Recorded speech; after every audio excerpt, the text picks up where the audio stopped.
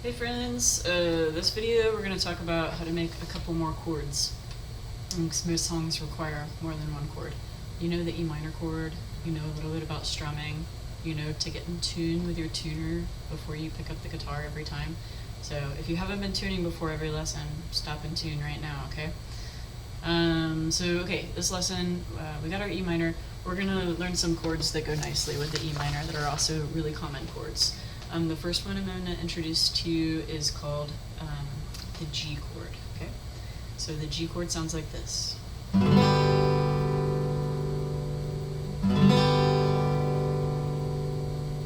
It's a really nice chord.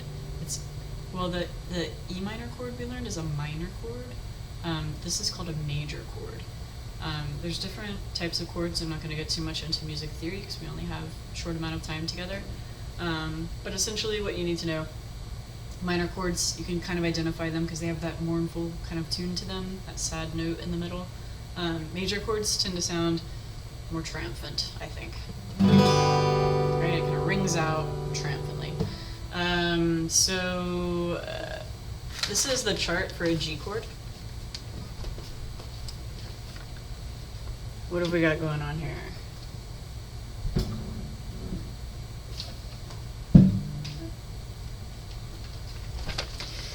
You can see it's called a G chord. Here we have our strings, our frets, and okay, first fret, there's nothing going on the first fret. Second fret, up here on the A string, the fifth string, we're going to have our second finger down. And then over here on the third fret, we've got our third finger down on that low E string, on the sixth string. And then we've also got, I put this in parentheses because for some of you, it's going to be tough to move your fingers this far. It's something to work towards, but you might not get it in this lesson. But I want everyone to try to do it, at least in the beginning. Is your fourth finger, your pinky. We're going to engage the pinky on this chord. The pinky will go down on the same fret, the third fret, as your third finger, but it'll go all the way at the other E. So you're covering both E's, the high and the low. Fourth finger down here and your third finger up here. Okay, here's that chart up close again, in case you need to rewind to see it. Okay, let's try to make this chord. Take your third finger and put it on the third fret on the sixth string. Take your fifth finger, put it on the second fret on the fifth string. And now take your pinky, and mine's already hanging out down there, it knows where to go, right? And we're gonna put it down there, again, always using the tips of your fingers, not the fleshy part, the tip. Putting that on your first string, that high E, on the same fret as your third finger. So if I play one note at a time, it'll sound like this. And remember, if you get any buzzing, that kind of stuff, it's because you're either accidentally using the fleshy part and muting those strings you don't want to mute on accident, and make sure or it might be that you're not pressing down hard enough on the fretboard. You want to make sure that string is pressed down firmly and meeting the wood of the fretboard. Most fretboards are made of really strong wood, maple, that kind of wood. You want the string to meet the wood. Okay, that's our G chord. The next chord we're going to learn in this lesson is a C chord. And the reason I taught these two together is because all you have to do to make the C chord, take that pinky off, and then scooch this down. And before I move on, I do want to say, if you want to do the kind of cheater version of the G chord without your pinky, then all you have to do is take the pinky off, but if you do that, don't hit that high E string, your first string, and your strum. Only play the top 5 strings. That's just fine, it still sounds like a solid G.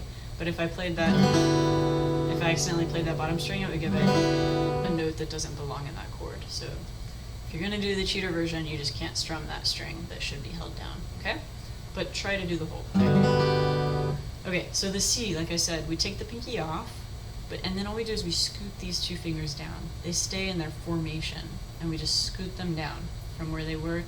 They both stay on the same frets, and they just come down a string each. So we have our ring finger, or third finger, on the 3rd fret on the 5th string, our 2nd finger on the 4th string on the 2nd fret, and then we're going to add our 1st finger to the 2nd string, 1st fret.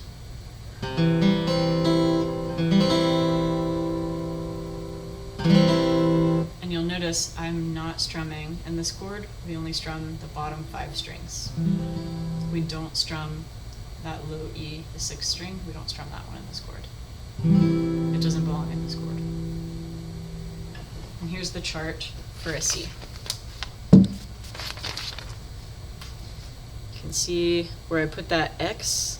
So sometimes you'll see notation that looks like this, with little O's and X's at the top. And what that means is these are all strummed.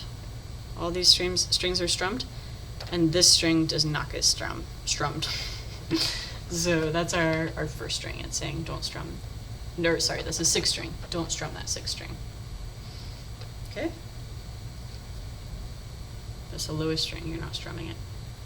3rd finger, 3rd fret, 2nd finger, 2nd fret, 4th string, and 1st finger, 2nd string, 1st fret. It's your C chord.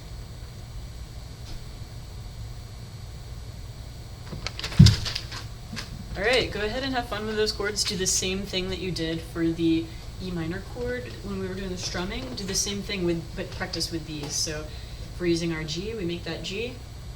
We're gonna do our down strum. 1, 2, 3, 4. 1, 2, 3, 4.